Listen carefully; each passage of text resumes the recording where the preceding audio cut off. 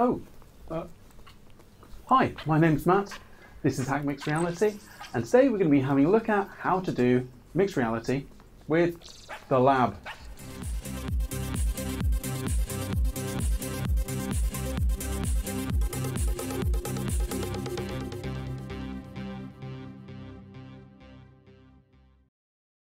One of the things we need to do in order to get the mixed reality compositing working in the lab is to set the right version of the game. Now, certain versions of the game have different functionalities. They introduce the index controller a little bit later on that has full finger tracking associated with it. However, that version broke the mixed reality capture within the lab itself. So we need to choose the archive version from Steam. In order to do that, all you need to do is to open up the game in Steam, right click on it, go to the Properties, click on the Betas tab, and then choose Archive from the list.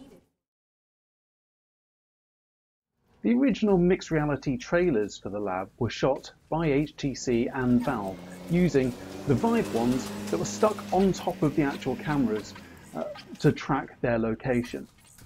In order to get the quadrant view working on the lab itself these days, we still need a physical controller, and that's one way of doing that, or we can also use the legacy compatibility within Live. In order to access that legacy compatibility, all you should need to do is make sure you are on the Capture tab in Live, on the Auto section. Make sure you choose any item from the list. The lab won't appear there, but any item from the list that is in the legacy supported section, and that will expose an option at the bottom that says backup legacy support. You can choose that, and that will then get those quadrant views appearing on the screen. So although we can use Live to provide camera tracking and calibration, Live won't actually capture the game. You can see it's not available in the list to select from, and also if you try to use the manual tab to manually capture it, it will very likely crash the compositor. This therefore means that we need to manually composite this using something like OBS or your streaming software of choice in order to make this work. I have created recently a tutorial on how to do manual compositing in OBS. I've linked it just up there for you if you want to have a look at that. If you know what you're doing, then of course you don't need to. But that's one way that we can then get the output, the quadrant output from the lab into our software that we use to then stream or record it. In addition to this, we'll also require our external camera CFG file to be generated. Again, that can be done from Live in order to match our calibrated camera output as well, because otherwise the compositing won't line up. In order to export your camera settings from Live, what you'll need to do is to go into your camera, click on Edit for that camera, go onto the Calibration tab, tick Details on the Calibration tab, and then you'll have export options there.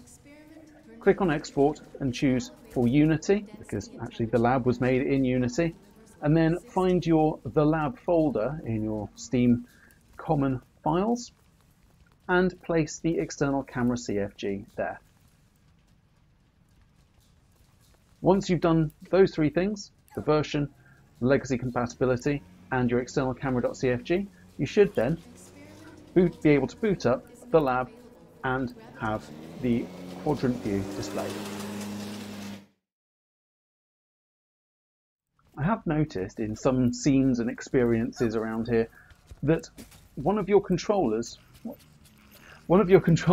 might go missing from time to time in particular scenes, and not only that, you won't be able to actually get it back either. It's the one-handed games that seem to be the culprit for this, so ones like Xortex or the Slingshot, where you only need to use one hand at a time. So effectively the gameplay you can still complete and you can still film entirely with just the one controller, that it remains tracked for the entirety, but I've not figured out what it is that's actually causing that second controller to go missing. If one of you bright sparks out there manages to actually work out some repeatable behavior around this, or why perhaps it's just those scenes where the controller goes missing, please leave a comment down in the comments below, and hopefully that will help everyone out to work out how we can prevent that. One thing you might want to be aware of whilst compositing the lab is that the loading screens, although the rest of the experience here displays the quadrant view, the loading screens do not. They provide just a straight overlay of the loading screen, and that you cannot maintain within mixed reality. So you might want to work out some kind of strategy to mitigate that. You can either edit out those transitions in videos, or if you're running a stream, then you can make sure you've got a getting changed scene ready in order to hide that. Or, you know, of course, you can just power through if that's fine. It does look a bit weird for a couple of seconds while you're changing scenes, but otherwise it shouldn't mess things up too much. One other thing to be aware of as well is that at the very start of the lab, where you're in that very kind of white space and you've just got a plinth there with the start button on it, you will need to press that start button before connecting your controller for the first time, be that the Live virtual controller or your physical controller that you attach to the top of a camera. Then you will need to have that turned on after you press start, because one of your hands will go missing or something wonky will happen if you don't do that.